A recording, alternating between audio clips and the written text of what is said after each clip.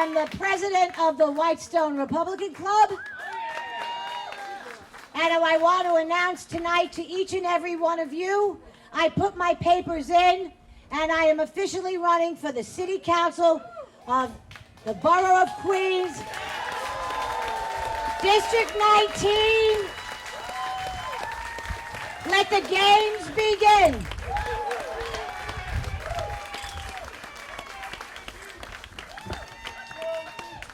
Okay, well, it's a hell of a way to start out a night, and especially with the last song. We all know, and we're aware of what de Blasio's and Cuomo's plans are for our 9/11 celebration. What they want to do, of course, is not recognize it for what it is. They've been trying to put this baby to bed now for probably 8 years. They don't want to call it a terrorist attack because we might offend somebody. I say offend away, okay? What we got going on right now is they want to replace the 9/11 ceremonies or make them basically non-essential, like a lot of us, they tried to do that too. But this is far worse. These men died going into these flaming buildings, these police that they are now defunding.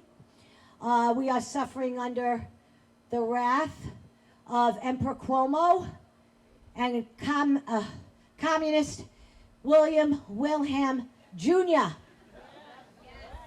Well, I have news for them, and I'm going to start to put something together immediately, and I'd like everybody's help, and since I have so many of you here tonight, 9/11 is not going to go unrecognized by us because we swore we'd never forget.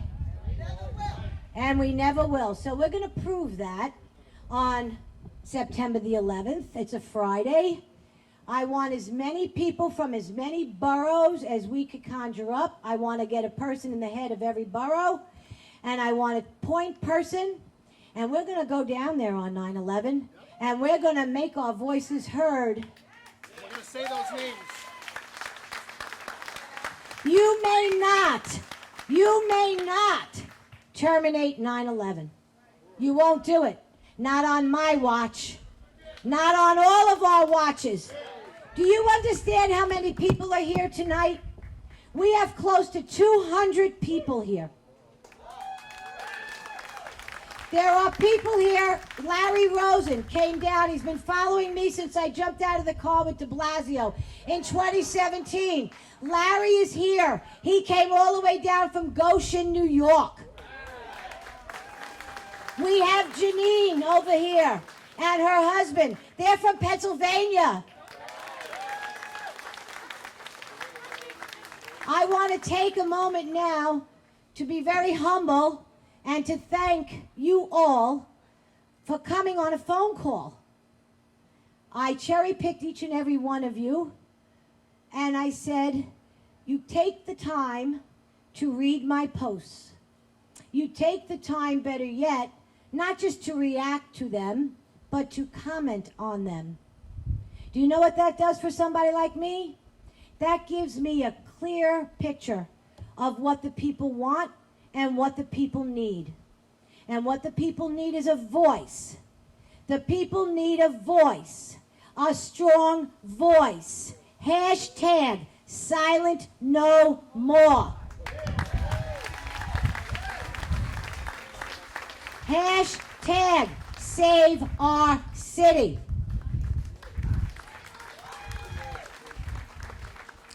We must help our president. We got to do everything we can to help Donald J. Trump make sure he gets elected. The only way we're going to do that is by taking mail-in ballots and throwing them in the garbage. We're going to go to the polls, and if we have to wait online for 3 to 4 to 5 hours, we're going to do all that. Why? Because we want our freedom. It's freedom that you're not allowed to take away from us. We, the people. I ran a We the People campaign 3 years ago. I will run a We the People campaign again. Get ready. It's going to get ugly. Okay. So let's get started with Rabbi and give your blessing. Thank you very much. Remain sitting for a few moments here. It's hot. All right, tonight is actually, for those of us who are Jewish and observant, we're going to begin, there's a holiday, it's hard to call it a holiday, Tisha B'Av, the 9th of Av, which commemorates the destruction of both holy temples that stood, one second, are you recording that thing? That stood on the Temple Mount in Jerusalem. Right now the abomination, the mosque, is occupying that spot right now. And so we commemorate the destruction of that temple. Now, there's a verse from the Psalms, Ashrei Yoshvei V'Techa Al Yichalu Salah, which is, happy are those who dwell in your house, and will continue to praise you, paraphrasing it. So the house talking about originally was talking about those temples that stood on the Temple Mount. Later on it means houses of worship, synagogues and churches. But it also means more than that. It means the house that's a community. And we have a house that's called America. We are part of a house that's called America. Abraham Lincoln said, a house divided cannot stand up, right? I'm paraphrasing Abraham Lincoln. What is the left trying to do? The left is trying to destroy that house by turning American against American with their identity politics. They're trying to create division between everybody according to race or your ethnic origin or any other aspect of who you are. That you shall not be an individual. You shall not be an American anymore. You shall be just a member of an identity group. We have to stand up strong against that. We have to keep the house of America intact and together. The prophet Isaiah said, in prophesizing before the destruction of the first temple, I'm paraphrasing what he said the people were stupider than a farm animal, because they could not recognize that it was God that gave them everything that they have. I need to start out, the first step is appreciating what a wonderful thing it is to be an American, that God has blessed us with being an American. This is a blessing. America is a blessing. America is a fulfillment of God's promises. Starting out with the story of creation of Adam and Eve, that doesn't matter where you are or who you are or where you come from, that you are an individual. And America is a representation of that. That doesn't matter of your place of origin. This is the most diverse, in the positive way, country that's ever existed on this planet. This is the freest and most beneficial planet that has ever existed on this country. And so many people have died to defend our liberty, our rights, which God gave us those rights. They didn't come from a government. They didn't come from Governor Cuomo. They didn't come from de Blasio. They didn't come from the Democrat Party. They came from God. So we must stand together and support our country, starting out with supporting our president, President Donald Trump, who God has anointed to lead us, to take our country back. We have to thank our military and our police and our other first responders who stand in the way of trouble for all of us. While the evil left wants to defund the police, we need to defend the police. So I'll ask everybody to please rise for a quick blessing. I'll call upon God's blessing to this meeting and subsequent meetings after that. May God bless us to unite together as Americans in love and in harmony, in unity, to protect our Constitution, to stand in respect for that flag, to show appreciation and thank God every day of our lives for the tremendous, talk about the word privilege, which has been misused so much, the privilege of being an American. And may God strengthen us and increase our love and our bond between each other, that we may defend this great republic and make our days, as President Trump says, he started out with Make America Great Again, right? We're going to keep America great and make America even greater. We're going to defeat the left. God bless America. Let us say, Amen.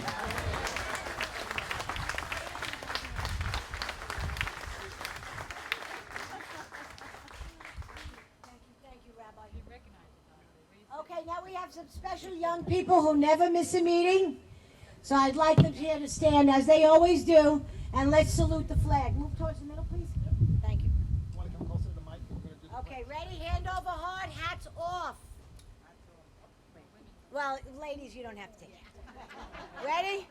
I pledge allegiance to the flag of the United States of America and to the republic for which it stands, one nation, under God, indivisible, with liberty and justice for all. Born and unborn. Thank you, everybody. Thank you, ladies. As always. Okay, Susie, you're up. This is Susie. She's been with me, I guess, 2.5 years now? 3 years? And she's got a hell of a voice. Let's give a round of applause to Cindy. Susie. She's going to sing "God Bless America." Thank you, Susie. God bless America, land that I love.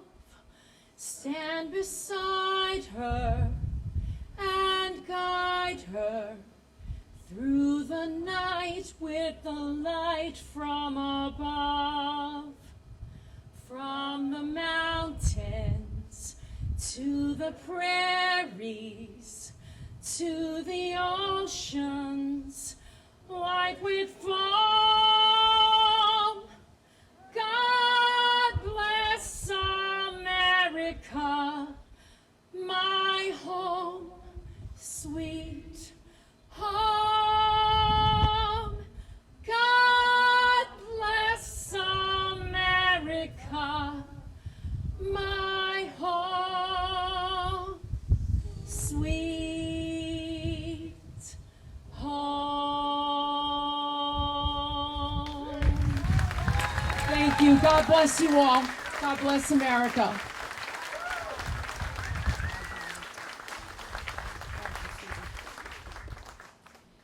Well, like I said, a hell of a meeting, right, folks? It's only And we're only just getting started. Okay, I wanted Lauren to come up here for a minute, please. Adam Barnett's here. Oh, wait, before I go any further, Lauren, before you, sorry. I want to take 1 minute. It's a very important minute. Adam Barnett. Adam Barnett, come this way, please. Come on, Adam. It's your turn. Let's go. Everybody give a round of applause to this hero who put together the Bayside Pro-Cop rally that we had that drew 1,000 people that Sunday. Back the blue. Back the blue. This is Adam Barnett. On June 7th, he contacted me, and he said he wanted a hand. He had an idea. He was fed up with the way the cops were being treated. It was just an idea. I want you to know this man doesn't have any relation to the police department whatsoever. This is what the citizens of New York are made of. This is Adam Barnett. Say a few words, Adam. Hey, He's a real hero. I'm not a speaker. I wasn't expected to speak. I didn't know I was going to speak.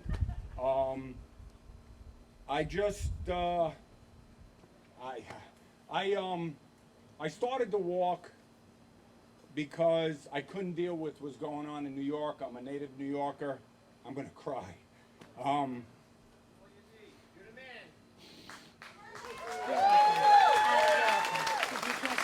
Listen,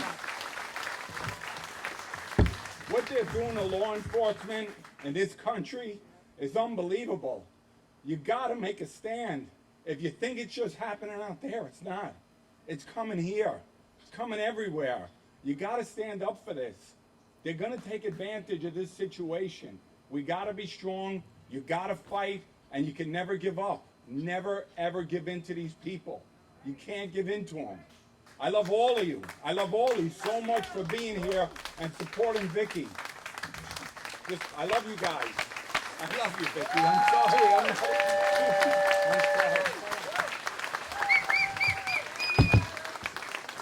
That's a real hero, folks. This is a guy who stepped out of his box and decided to do something.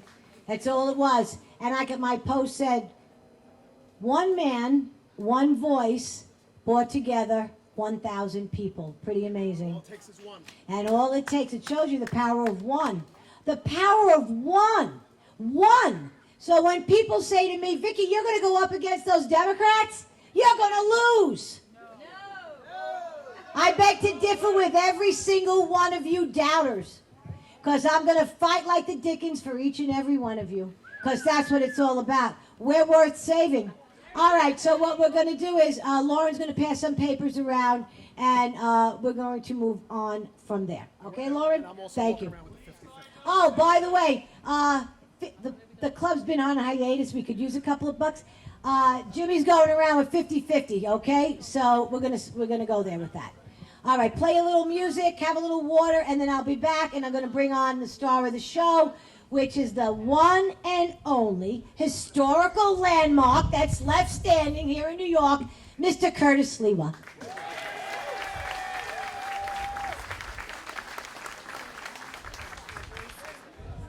Okay, everybody, I want to bring up Catherine Donahoe for 2 minutes, please. She is the president of Bridge to Life, and she has some very good news. Go ahead, Catherine. Thank you, Vicki. Thank you so much. Kathy Donahoe, I've been part of Bridge to Life, which is a pregnancy support center here in Queens, only about a couple miles away from here, for the last 28 years.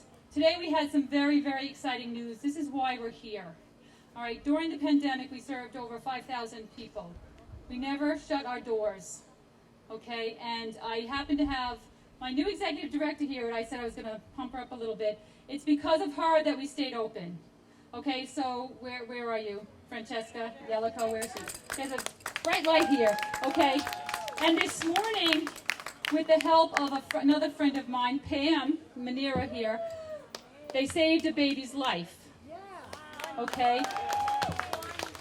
This young lady found us on Google Maps, which I was so excited to hear. She called because she said every place she goes for help, everybody wants to have give her an abortion. Planned Parenthood, you know, that's funded by our government, and they quoted themselves as essential, wanted to have her an abortion. She's 22, she's young, she's in this country for only a year, but she found hope with us. And after 2 hours at 8 o'clock this morning, she decided that she was going to let this baby live. And with the help of another center, the New Beginning Center of Hope, Alicia Jones has spoken here once before. She's going to have a sonogram on Saturday morning. Okay, so please support our work. We do wonderful, wonderful work. We can't have our dinner this year, but we're going to have a virtual baby bottle campaign, and you can always donate to me. I will take everybody's money. Thank you. And we need to get pro-life Republicans in office, because this city council is awful. Our governor is awful. He wants to have abortions to the 9th month, and we just don't want that to happen. That's right. Okay, you have no idea the work that goes into Bridge to Life. You absolutely have no idea. These women give women hope. And I had the pleasure of going down to the March for Life down in D.C. as a guest of Dawn Eskew and Kathy Donahoe. We had the most fantastic time, and once again, the president supports life, and that's what we're all about. Also, another branch of the Republican Party. I want to take a moment, before I introduce you to Curtis, I'd like to tell anybody here who's from Long Island, I have a candidate, Dave Franklin. Dave, can you stand up, please? There you go. He's running for the New York State Senate.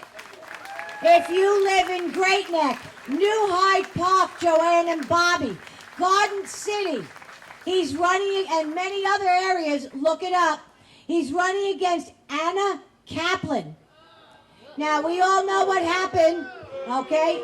We all know what happened to the New York State Senate when I ran 2 years ago. We only had it by 1 seat. We were down by 8. Everybody needs to get out and vote. Vote. Vote. Get that New York State Senate back. Vote red. Taking back the Assembly is going to be a different story. There's 150 seats in the New York State Assembly, of which we only have 47. Just the same, vote red. Now, without further ado, I'd like you all to meet our one and only New York City historical landmark. He's my age, so it's okay for me to say that. The one and only, the fighter. The one who stands up, who won't be anybody's puppet, no one, not ever. He's a fighter. You've seen him fight for the last 43 years. He's taken 7 bullets. His insides are just about ripped apart. Do we want a mayor who loves this city? Do we want a mayor who's going to respect the people of this city the way he's done for the last 43 years? Do we want a mayor that can actually win this election? He is a newly minted Republican, and we will make Curtis Sliwa our Republican candidate for New York City mayor. Take back our streets. Take back our city. Curtis Sliwa, come on up.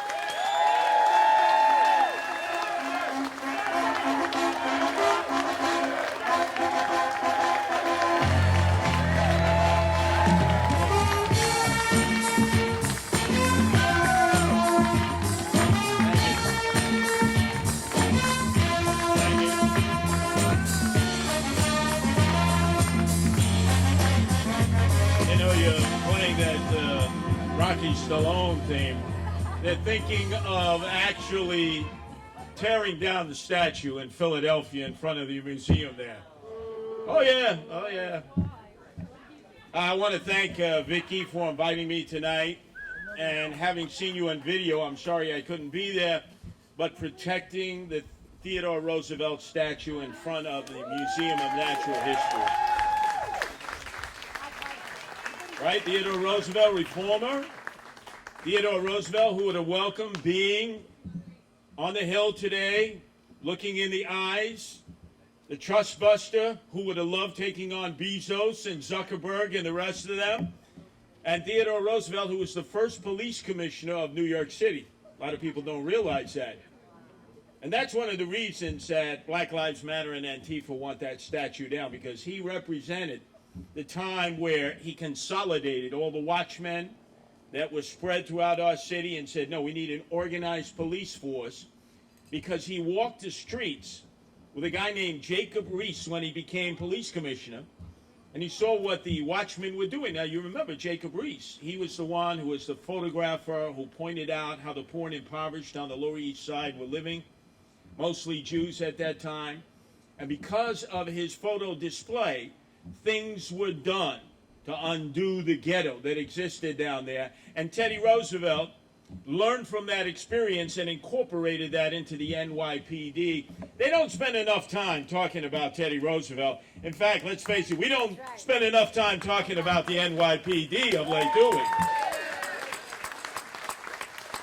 You know, before the pandemic, the NYPD, they were the heroes, right? You know, how many of them were sick? How many of them? No, you don't. No. So, wait, they're essential work. No. John Stewart, remember, went to the Hill, did a magnificent job for the survivors and those who had gotten so seriously ill. Afterwards, all of a sudden, Black Lives Matter. It's John Stewart, what police? I have no idea what you're talking about. They have sudden amnesia. They turn on their own friends. And I've seen this again and again and again. But let me give you some historical significance. Because the candidate I am is a lot different than your traditional candidates, either Democrats or Republicans. You cut my veins and arteries, I bleed New York City. That's right. I love the rendition that you had of God Bless America today. I was a tried and true Yankee fan. I hated the Mets, and I still hate the Mets. They didn't kneel. But I remember, and I even confronted my kumbare Cheech earlier today, Rudy Giuliani, because he comes on after me on the radio, and he was in the studio today. And I said, you know, your deputy mayor, Randy Levine, who's now vice president of operations for the New York Yankees, he was the first one of the cancel culture. Remember, every seventh inning stretch, after 9/11, when Steinbrenner was alive, he said, I want the Kate Smith rendition every seventh inning stretch. You remember that? Nobody complained about that. There were no marches, there were no petition drives, and then all of a sudden, no more Kate Smith, God Bless America. And we said nothing, right? Nobody protested. Nobody said, hey, I'm canceling my season tickets that cost me a reverse mortgage in order to go to 161st River Avenue. Then we saw them take down Kate Smith's statue in front of the Philadelphia Spectrum. Nobody explained that. They say, oh, she's racist. And I said to myself, isn't this odd that this great patriotic figure, a woman who raised so much money in U.S. war bonds to support our effort against the Japanese and the Nazis, is now all of a sudden being put in storage? And do you know the only place that continues to honor Kate Smith is Wildwood, New Jersey. Every morning when they raise the flag there, they play the Kate Smith rendition. So I want to salute you, Vicki, for making sure that we had God Bless America, because when I heard that, I thought of Kate Smith. We cannot forget. Remember, now they're coming after everybody. We said nothing when they came after Kate Smith. Yeah, she's older. Maybe they're having a young, hip happening. No. There was no more God Bless America, period. And now you see what's transpired. And look at our city, our beautiful New York City. We knew that Comrade de Blasio, the part-time mayor, the dope from Park Slope, who loves to smoke those fatties at night, that Maui Wowie and Hindu Kush with his wife on the back porch of Gracie Mansion. We knew he was in a drug-induced psychosis. But it became most apparent to me when all of a sudden, in the midst of all this mishigash, he's on the Brian Lair show, and he's quoting Marx and Engels and Das Kapital. Quoting it from memory. And I said, of course, here's a guy who went on his honeymoon behind the sugarcane curtain of Fidel and Raul Castro to Havana. Here's a guy who went and kissed the pinky ring of Daniel Ortega, who's still there, I might add, a dictator, in Nicaragua supporting the Sandinistas against Ronald Reagan's support of the Contras. Of course, he's a hardcore communist, but people say, people change. That was Comrade de Blasio when he was younger. He's become more mainstream. And so I decided, for a number of reasons, to grow a beard, because with a red beret, they think Hugo Chavez. So my opposition immediately thinks, oh, he's one of us. And then if you look at me from a certain angle with this beard, I look a little bit like Karl Marx, don't I? So when I'm battling all the acolytes of AOC, All Out Crazy, Alexandria Ocasio-Cortez, and Jumani, the cop-hating Williams, when they look at me initially, they don't know necessarily how to figure me out, because I'm in the streets just like them. They've got no more street cred than Curtis Sliwa, and so they can't frighten me out, they can't chase me out, they can't harass me out. What are they going to do? Kill me? Haven't enough people tried to do that already? And it's interesting, some of you came up to me as I was sitting in the back there, and you said, oh, I just saw you, in Fear City, New York versus the mob, Netflix. And there you were talking about when you were a kid taking on the Lucchese's and the Gambinos. Yeah. Because I grew up in Canarsie, and that's all you had. Lucchese's on one side, Gambinos on the other side. And you either folded like a cheap camera, and you wimped away, or you stood up to them and you fought for what you knew was right. And I started doing it as a little kid. And I've taken many lickings and always come back ticking. And the reason I did it is because organized crime, look what they did to our city. It took somebody like my kumbari chief, Rudy Giuliani, to give the city a desperately needed colonic. Not just to save the streets from the inept David Dinkins, who happens to be the mentor for Comrade de Blasio, but a man who took on the 5 heads of organized crime, the Gambinos, Genovese, Lucchese's, Colombos, Bananos, unheard of, unprecedented. Being an Italian-American, it earned him the disgrazia of 10% of the Italian-Americans who would never elect him, never voted for him, even though he was running against David Dinkins, who was destroying our city single-handedly at the time. 10% of the Italian-Americans would never vote for Rudy Giuliani. Luckily, enough people decided to come out to vote the second time around against David Dinkins. And a lot of people think, oh, it's all those Staten Island folks, they wanted us to secede. You couldn't have been more hopelessly wrong. When you actually look at the vote tallies, when you actually crunch the numbers, the reason that David Dinkins was not reelected, because he was ahead at a certain point at night. The figures came back from Southeast Queens, predominantly black, predominantly middle class, and they didn't come out to vote for the African-American first mayor of New York City, David Dinkins. Not to say they came out to vote for Rudy Giuliani. No, they didn't hold their nose and pull the lever. They just sat on their tuchus and didn't vote. Thank God they didn't. We ended up with Rudy Giuliani, who saved our city from the abyss. And as you know, it was a long, hard fight, and I certainly participated in that long, hard fight, doing it from a citizen's vantage point and seeing others in their own capacities fighting for this city, getting us to a point where we could be proud of New York City, where we were the safest city in America, safest big city in the world. Unfathomable. And then you had 8 years of Michael Bloomberg, who then bribed his way into an extra 4 years to make 12 years.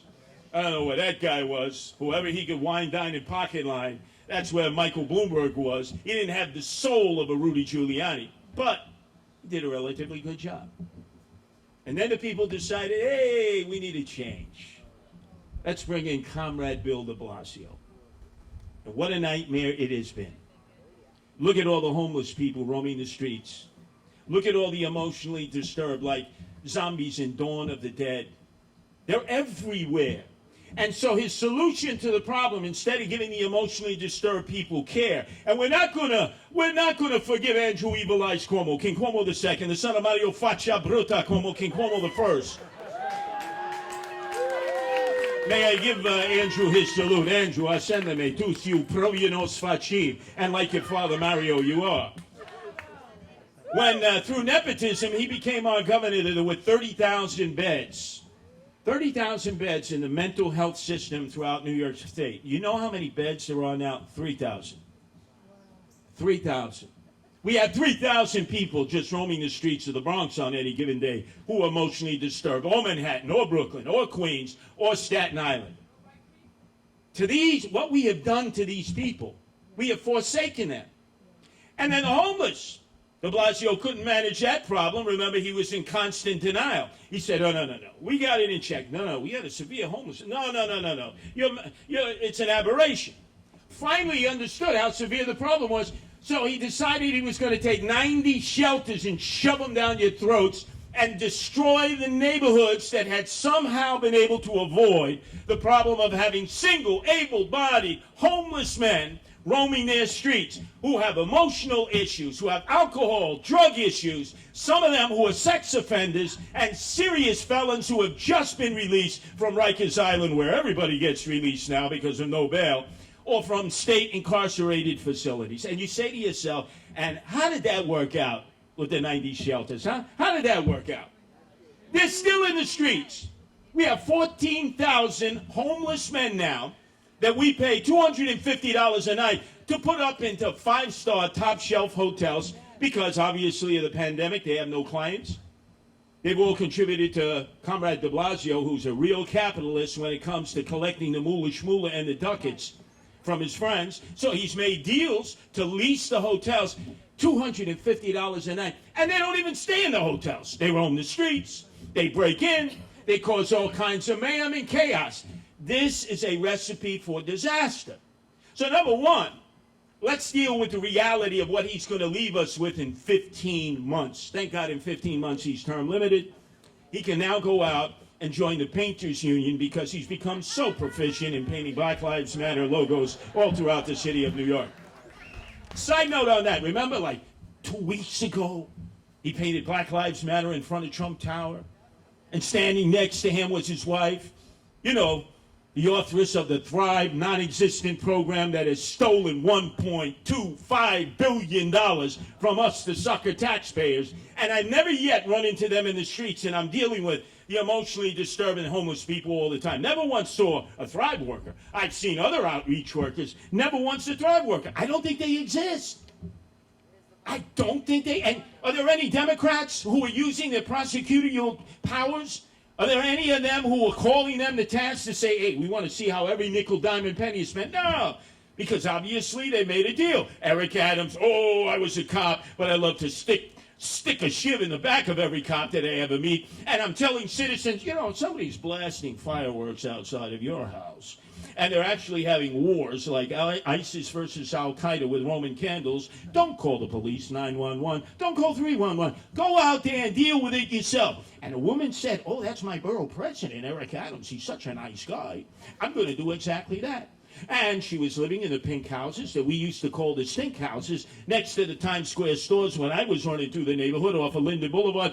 And she went down and she approached the thugs and she said, young men, please, we need to get some sleep. We've got to go to work tomorrow night. Could you please stop firing the fireworks?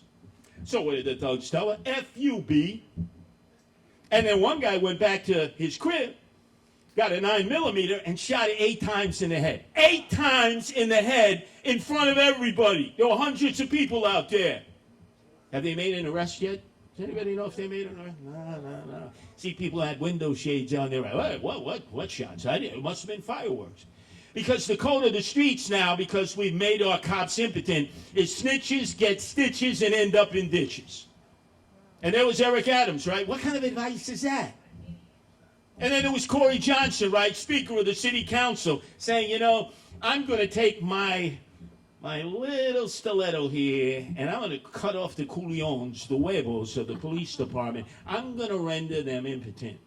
I'm going to take away every opportunity they have to protect the people of New York. Because I want social workers to go out there and interact with armed thugs, gangbangers, Bloods and Crips, MS-13, 18th Street. Are you freaking out of your mind, Corey Johnson? Oh, by the way, when's the last time you saw Corey Johnson in the streets? Ma quana mai. And then there's the Mashad, the Mameluke, Scott Stringer, perpetually running for any office that he can get his tentacles on. And he's broken so far to the left, he wants AOC. He basically to kiss her on her tuchus to get her signature endorsement so he can run for mayor. And here's the guy again. When do you ever see him in the streets? So I would say this, and let's get down to the basics of what would make me a different kind of a candidate. Number one, you say you want to defund the police. Hey, schmucks, putz, schmendricks, pishers, there's no freaking money. Everything is going to be defunded. Everything. Education, fire, social workers, every support system that the city of New York that we pay for is going to be defunded. There's no money. Do you think Donald Trump, after getting smacked around like a human piñata, is going to give excess amounts of money to bail out the hopelessly inept and corrupt de Blasio administration? Do any of you want that to happen? Of course not. So we're going to have to do more with less. Oh, you say that as what? More with less. Well, why don't we just print money, at the Federal Reserve? Yeah, and pretty soon I'll be looking like Hugo Chavez from Venezuela because the currency will be worthless. We can't keep doing this. And then you have Andrew Evil Eyes Cuomo. He's got a $20 billion hole in his state budget that existed before the pandemic. And remember, every day, coffee with Cuomo, right? We need money. We need moolah shmoolah scatter. Hey, and then he sticks the shiv in Trump's back each and every. You think Trump is going to give him money to bail himself out from his fiscal improprieties that had nothing to do with the pandemic? Of course not. So we have to learn how to do more with less. Now, who knows how to do more with less? I'm Curtis Sliwa. I throw nickels around like manhole covers because I ain't got no money. As you know, certain mistakes I've made in my life have led me into family court, and they get 80% of everything I make. 80%. So I know what it's like. I live in an apartment in the West Side, 310 square feet, with my wife Nancy. The best decision I ever made was to marry Nancy, not the other 4. And I have 12 rescue cats, because one of the campaign missions of mine is no kill shelters. We're never again going to kill a cat or a dog in a shelter of New York and pay for the execution. They're held 72 hours. Do you realize 72 hours? They post them and say, no, don't kill them. I'll rescue them. No, sorry, they're dead. Nothing you can do. It's like a scene out of Goodfellas. We can't be doing this. The way we treat our pets is the way we treat our people. And then if you remember recently, you talked about me fighting, Vicky. I was walking along 34th and Herald Square on my way to WABC, that time on the West Side. And I saw them basically raiding Home Depot. Not the looters, it was Macy's. Macy's Herald was putting all the plywood on their outside window cases all around the store. And I said, what does Macy's Herald know that we don't know? They knew they were going to get looted. And if you notice, the retailers were buying up plywood like there was no tomorrow, because they knew that the mob was going to come out, the thugs, and they were going to loot the city. And remember how they poured into Macy's Herald by the hundreds? Where were the police? The police watched. When I talked to police officers, I said, why didn't you do anything? We were told, stand down. Who told you that? Comrade de Blasio and his lapdog police commissioner, Dermot Shea. So imagine if you were a looter and you're going in, and this is like Powerball for you. You know, you're going into Macy's, you're able to grab stuff. Most kids are not going to use that stuff, but you bring it home to mama, and mama says, oh, you're such a good son, you're such a good daughter. And there were no ramifications, no arrests, no cops. So they came out a second night. And this time, like locusts to a cornfield, they were aiming for Soho, because that's where all the trendoids go, freakazoids and jet setters. And I knew it. I could feel it in the marrow of my bones. And I knew the cops were going to stand down again. And I told the guardian angels, we're going in and we're fighting them. And we're going to fight them, and we're not going to surrender, and we're not going to retreat. And for about 8 hours, it was nonstop battles in the streets. I got my jaw fractured for like the umpteenth time. Other guardian angels were seriously injured, but there were no police around. So you see the difference between the bureaucrats, the difference between the elected officials, the difference between real sons and daughters of the city is when we see neighborhoods in distress, when we see they're coming for property first. We know then they're going to come for the product, which they looted. And history tells us, if you're a student of history, if you don't protect the property, if you don't protect the product, who do they come after next? The people. The people. You. One of your speakers said they're going to come for you. And they will. And why wouldn't they? Think of it. They're not getting arrested. Occasionally, when they do get arrested, they get taken to the local precinct. They're given a disappearance ticket, desk appearance ticket, and they're out. There's no bail. So there's no thought of being sent to Rikers Island. They're footloose and fancy free. And they march down the streets, and this is their chant. Whose streets? Our streets. Do they pay taxes? Have they raised families in these streets? Have they put every nickel, dime, and penny of their savings into the lifeline of New York City? No, most of them are these mindless hipsters from Iowa where there are more pigs than people, or Idaho where there are more potatoes than people, and they walk around, oh, Instagram me, Black Lives Matter. Hey! Wayward generation. They never went through what we went through in the 70s, the 80s, and the early 90s. So this is how to remedy it. We got to convince everybody, improve, don't move. Because, hey, half this crowd may not be here by 2021. Let's be honest. You're already thinking of moving, right? Come on. Hey, come on. You've already had the conversations. You've already gone online to say, whoa, look at what I get in South Carolina. I get a palazzo. I get a mansion. And it's for 1/5 of what I pay here in New York City. And what do I get? Bupkis. I get ubats, right? Come on, let's be honest. And your family and friends and associates are starting to say the same thing. So my job is I got to convince everyone, hey, hold, stop. Improve, don't move. We went through this before. They burnt down the Bronx. They burnt down part of Brooklyn.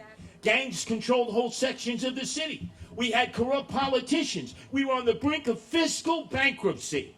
We had fiscal controls. We didn't have cops. We didn't have firefighters. We didn't have teachers. We didn't have social workers. Somehow we survived that, and we will survive this too. But you got to be out there and be a champion for the hardworking middle class, the lower middle class, the people who are out there trying to earn a nickel, dime, and penny and raise their families. And you got to fight for what you know is right. But unlike other Republicans, you got to go in the projects. Republicans don't go in the projects. You know that. They're basically right off that boat. Hey, we ain't going to get nothing but grief there. Yeah, I'll get grief, but I'll get votes. You go into the tenements. You go into the Hispanic neighborhoods. Yeah, even though I don't speak Spanish and they're not going to know a damn thing I'm talking about because I'm speaking English, Some of them are going to understand, hey, this guy has huevos. This guy is El Jefe. And then you got to go for the gays and the lesbians and the transgenders. You can't write off that vote. You can't say, oh, well, no. Because then you're just sacrificing that vote to the Democrats. And you got to go for those hipsters and millennials, because when they register, a lot of them are not registering as Democrats. Go down to the Board of Elections. You see, they're registering as independents. They can be won over. But if you don't go out into the streets and fight for every vote and argue and sometimes pour blood into the streets, then as a typical Republican nowadays, when you look at the demographics, you raise a lot of money because you get wine, dined, and pocket line. They'll give you a lot of money up in the suites, and you get 30% of the vote. Is 30% of the vote going to win the mayoralty the next time? Absolutely not. So if you want to win, if you want to battle, if you want to fight for the soul of the city, if you want to be like Curtis Sliwa, who says, I'm a son of this city, and I will not surrender, I will not retreat. And when everybody comes to you and says, oh, vote for me, you know, they send you the lid, they got fancy TV commercials, all of a sudden you got Republicans coming out of the woodwork you haven't seen in a month of Sundays. Say, no. I know where Curtis Sliwa is. He's been there 41 years in these streets fighting for people who sometimes spit in his face and want to kill him. Want to kill him as a result of what he stands for. But everybody knows I have street cred. One thing I can guarantee you, average, everyday, hardworking people are going to be equal to the rich, the privileged, and those who are spending their days now during the pandemic in the Hamptons. I know who's here, and I know who's not here. And Curtis Sliwa is the son of the soil. They'll bury me here in a cardboard box at this rate in Potter's Field. But this is my city, do or die. Thank you.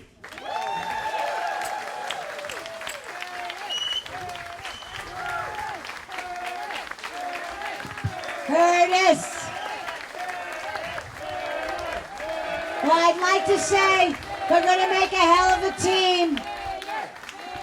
We're going to fight. We're going to fight. We need you to fight.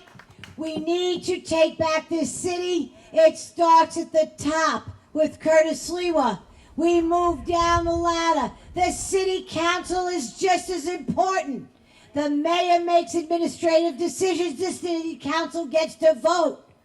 We're in this hot water, not just because of de Blasio, who's a communist, but we're in this hot water because of city councilmen like Paul Vallone. And that's the seat I'm running for. So together, like I said, like Curtis said, when I bleed New York. I've lived here for 65 years. I'm not going anywhere. And neither is Curtis. Let's give it up for Curtis Sliwa, the next mayor of the city of New York. The people's people. People's candidate, I should say.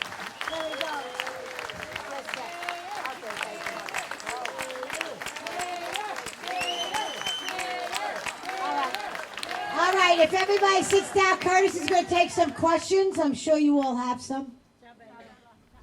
All right, I can't see you all so well because of the spotlight. Eddie, who's got a question? Raise your hand. Okay, we'll start with Rabbi and then we'll go over there. Rabbi, go ahead.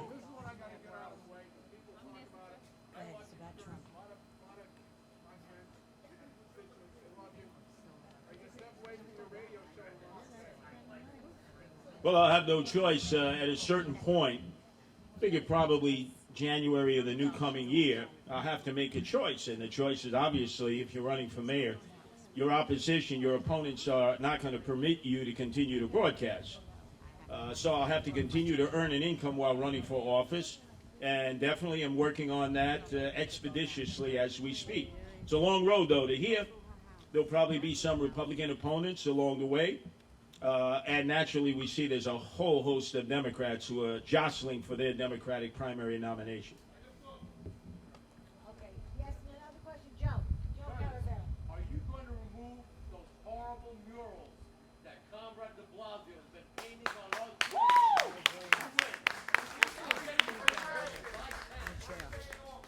First day in office, get those damn things taken off our streets, please. Well, this is the way you get them taken off the streets. You let everyone else who has a cause like Support the Blue put their logos on the street, and I guarantee it. First of all, I don't know if you've been by Trump Tower, but somebody recently, 72 hours ago, smushed it with white paint.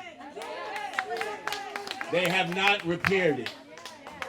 The Black Lives Matter yellow logo is beginning to wear off because it wasn't made to be driven over a time.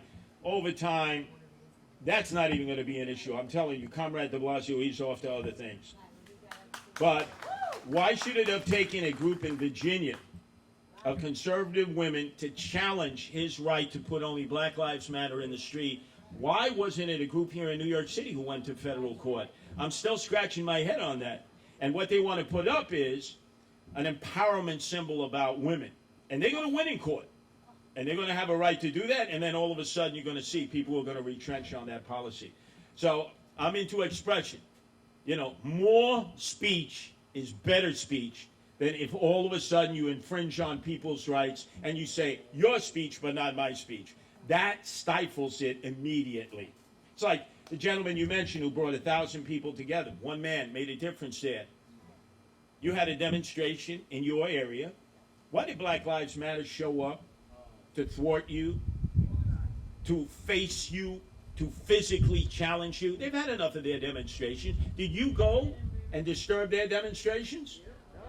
Right. But you see, it's not about fairness. It's not about you exercise your First Amendment rights, we exercise our First Amendment rights. That's why you use the courts to enforce your right to express yourself. Because right now, many of you are scared. You're scared to go out there because Black Lives Matter and Antifa, the terrorists, will be out there to physically attack you, physically cyberstalk you, hang outside of your house, graffiti your house. They're doing that to their own supporters, people who are on the far left of the Democratic Party. They are harassing them even when they disagree in the smallest degree because they don't believe in a two-party or multi-party system. They believe in anarchy. They don't want any government. They want to destroy everything we have here, and that's why we have to fight that. Okay, another question. You have a question? Wait. Okay, I'm behind the tree. Go ahead, step over this way. Curtis, the public advocate position is a $5 million political stepping stone at this point. It's a new position, and de Blasio used it to get in. Giuliani is it's not really serving us. Would you abolish the public advocate position, and would you put that in your platform right now? Well, when I was considering running for public advocate, I had serious Crohn's disease, so I couldn't make the run. But that's what I said. When elected, I will fire myself, padlock the office, and tell everybody who's there on at the beck and call of Democrats to just suck off of the patronage trough. Go get another job. There's no need for public advocate, because right now, the only advocate that Jumaane Williams is for anybody who hates cops. And you know something? Think of it. They all get armed security of the NYPD 24 hours a day. 3 shifts, 4 men, 4 women. If they hate the cops so much they want to defund the cops, why don't they give up their security? Why don't they give up their taxpayer-supported SUVs? Why don't they take the subway and mass transit and buses like Curtis Sliwa does? They want their cake and they want to eat it too. They want to bash the cops, but you know something? They're afraid to go out in the streets with their own peeps. They always want to have armed police officers protecting their tuchuses. Oh, I'm so afraid to go out there. Please follow me into the crowd. I don't need any security. That's true. And the cops will be there anyway. Who's up next?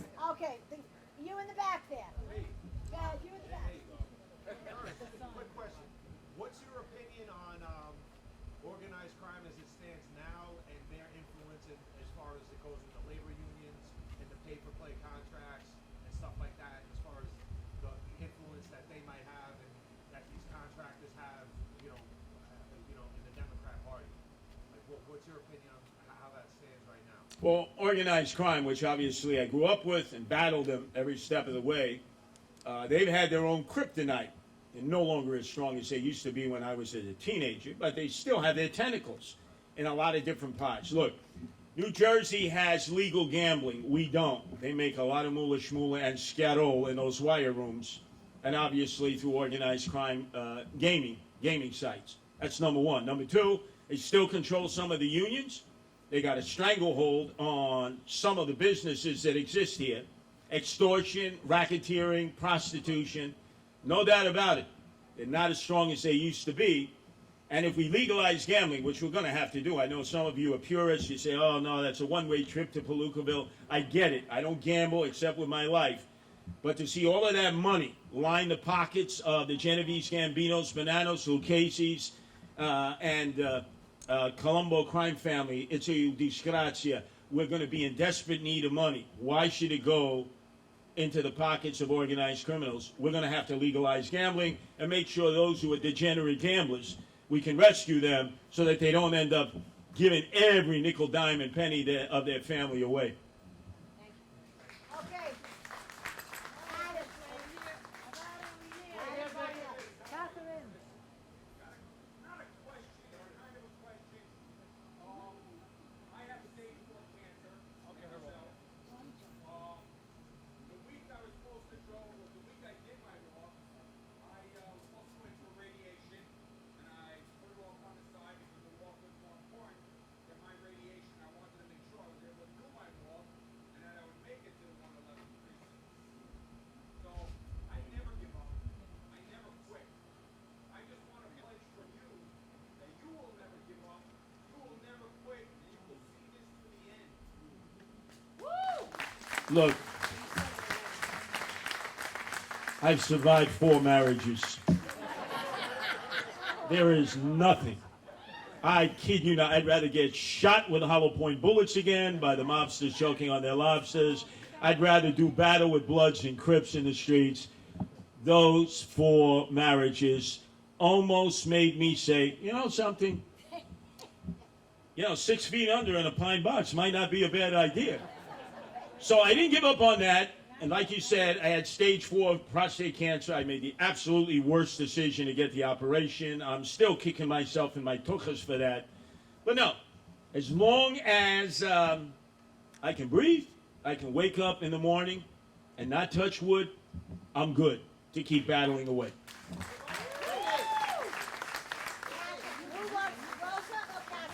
Right here.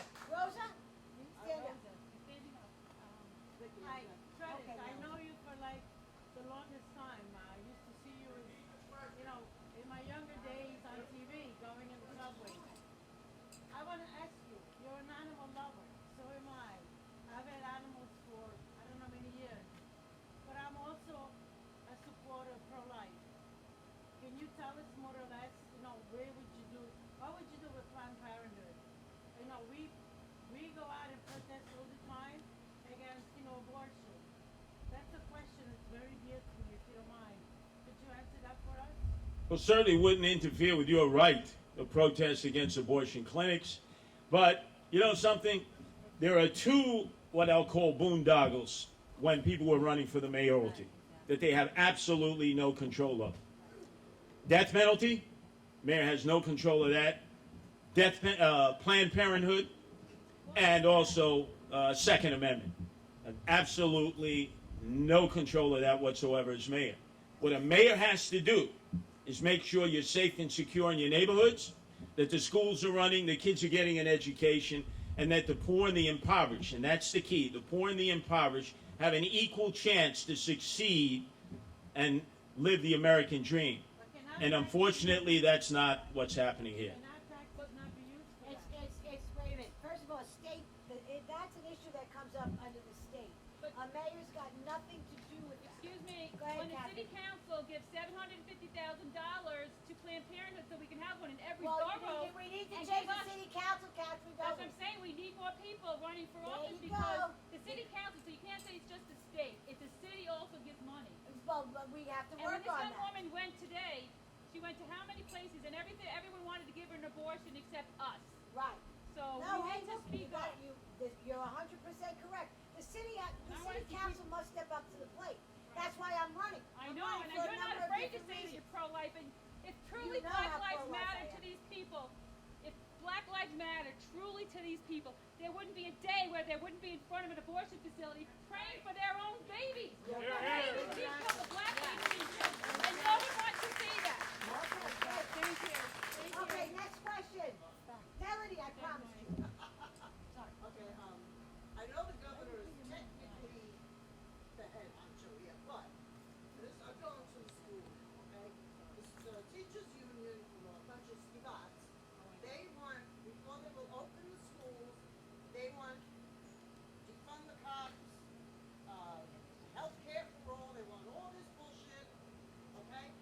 They don't want school choice. I wanna know what you think you can do with the teachers union and getting school choice, especially charter schools to the minority communities that need it the absolute most because they don't go. Plus the indoctrination of our kids. That's why they're rioting in the streets. Yes. They get them in kindergarten, they're teaching them, they're bringing transvestites into the school. Kindergarten kids, give me a freaking break. And they indoctrinate them, and that's why they're rioting, and they hate America, and they're knocking everything down. There's gotta be a way to reverse this action that the mayor, that the governor, do you have any ideas on how to fix this problem? Well, first of all, there's no panacea because the damage has already been done. But the next generation coming up. Understood. But a lot of the people that you see out in the streets were never born and raised in New York City. They're not products of the New York City public school educational system. They've gone to private schools. They're privileged. They've gone to Catholic schools, and they've gone to public schools. So it's a panoply of different schools. I know because I've been out there and I've talked to them. Where are you from? Oh, I'm from Savannah, Georgia. Where are you from? Charleston, South Carolina. Some of them have come here, and some of them are highly educated. You're right. There's a tremendous slant in the educational system. I am a firm believer, having gone to both public schools and parochial schools, where the Jesuits shined their boots on my backside and kicked me to the curb in my senior year, and I never looked back. But the public schools back then in the 60s were superior to the parochial schools.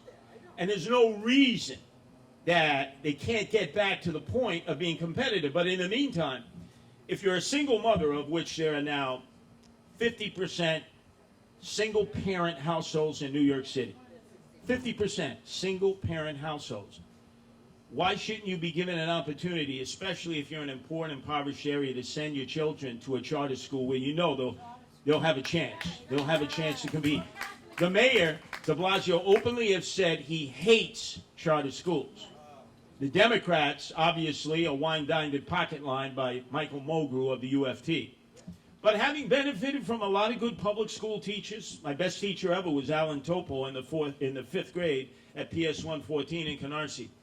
I know that not all the teachers are apparatchiks of their union. They want to teach the kids. The one thing I'll guarantee a teacher in a public school is that when they get into that class will be in control. They will have children who want to learn, who are not going to be disruptive. I would not take the security out of the schools or the metal detectors, which is what the AOC acolytes want to do. They want all the security out of the schools. They want the metal detectors out of the schools. If any of the teachers would think it's hard enough to teach a class now, even when you're a motivated, well-intentioned teacher in the public school system, imagine how impossible it will be then. Yeah, you're going to have to battle the union, no doubt about it, and you're going to have to promote the expansion of charter schools using every available space you can find to give them the reputable charter school firms who can then set up the apparatus and give these children an opportunity to live the American dream. Okay,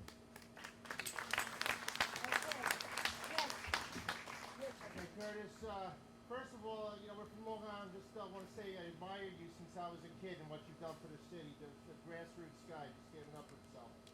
I want to ask you, are you going to want to bring back broken windows or stop and frisk or any of those policies to try to reduce crime in the city?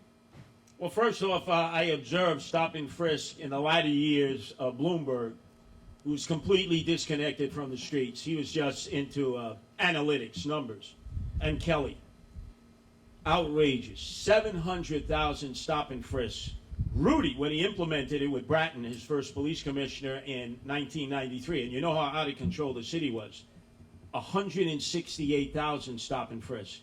How do you go from 168,000 stop and frisk to 700,000 stop and frisk?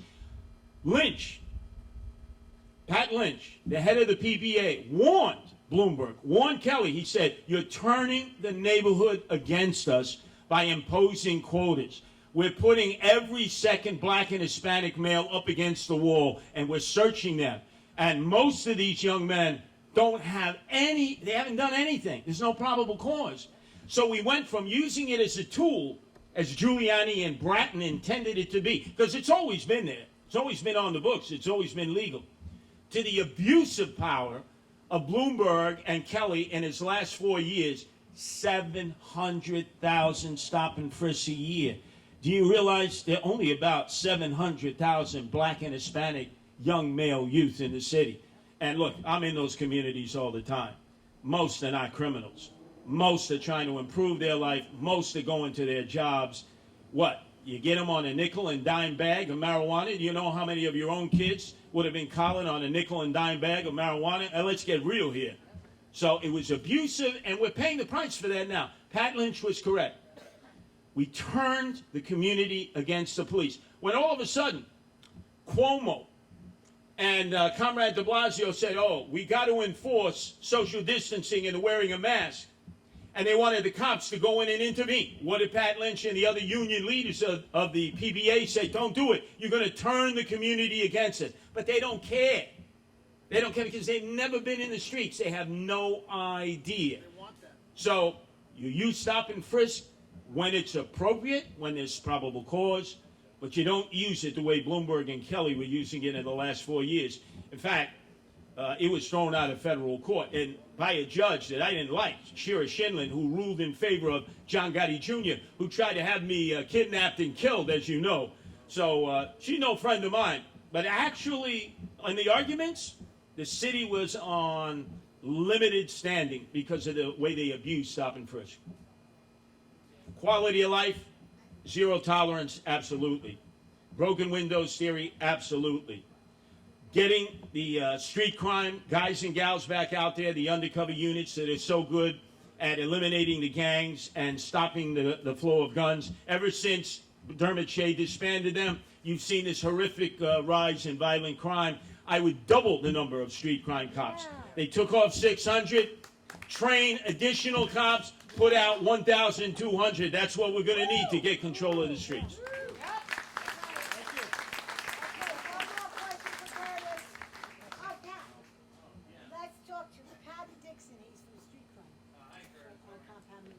Emergency powers, it looks like Blasio is going to keep them, right?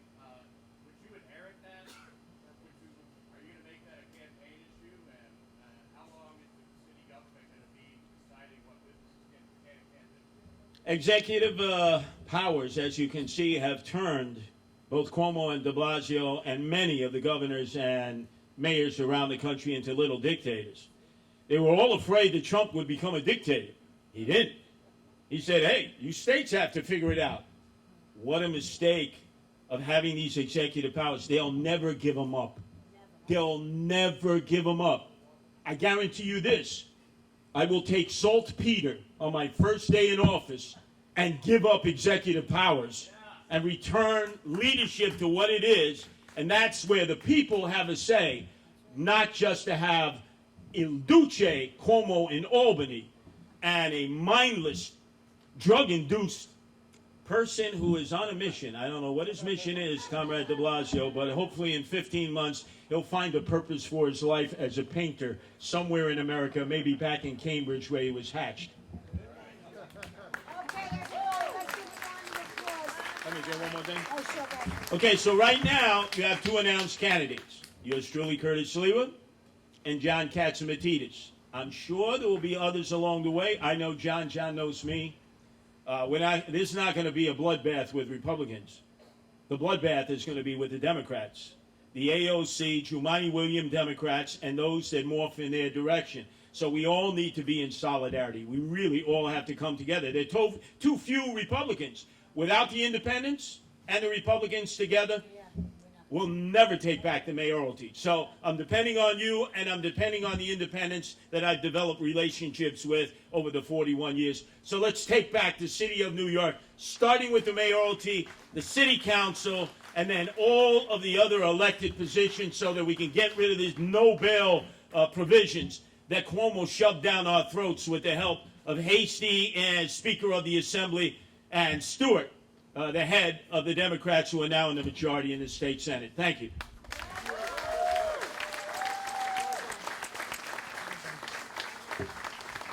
Okay, everybody, I think you got a pretty clear picture of what's coming down the pike for New York, and it spells change. And like Curtis said, the bloodbath is going to be on the Democratic side. They're going to be clawing for this job. We've got Eric Adams, who's the borough president of Brooklyn, that I'm sure is going to step out. We've got Scott Stringer, what the hell is his name? The Mama Look, whatever he is, okay? The man who can't count because he can't find any of the hundreds of millions and billions of dollars that we're in debt. Like de Blasio wanted what? $7 million from our president? That's why we're held hostage, folks. You got to remember, we're under lockdown. Why? Because they dictated so.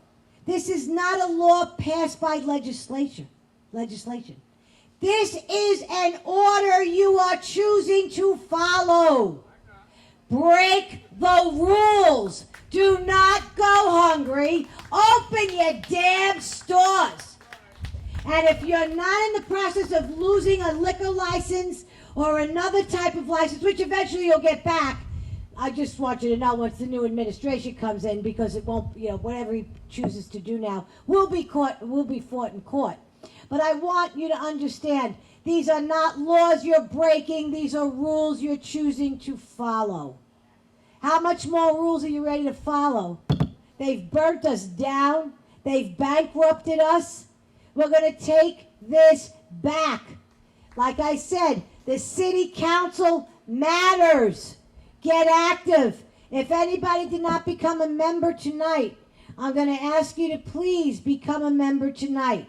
You're welcome back to the Whitestone Republican Club, whether you're a member or not. We've got power in this borough. Do you see what's here tonight?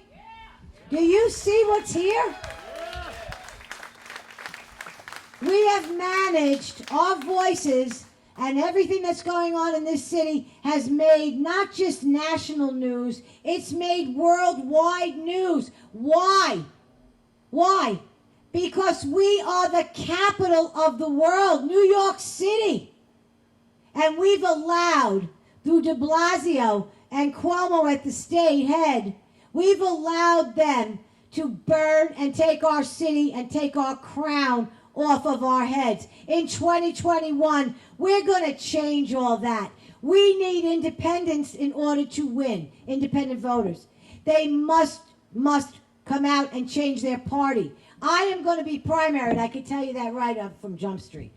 Okay? Curtis may face a primary as well, maybe not. If he does, and I know I will, I need independents to come out in a primary and vote. Change their party to Republican. When you run in a primary, that's the most important election. Understand this. A primary determines the candidate. Say it. A primary determines the candidate. It is the most important election. Because if the right candidate does not win the primary, the wrong candidate goes to the regular election. And then what's going to happen? That Democrat might win. We cannot take that chance. You've got a very important job tonight. We put on a hell of a meeting. You got to meet the future mayor of New York City. And he has been at our club. He opened our club back in December of 2019. He is a friend of us, me, us, you, me, the people. He will be back again. We will fight with Northeast Queens to get Curtis Sliwa his place as the mayor of New York. Thank you, Curtis. Thank you for coming.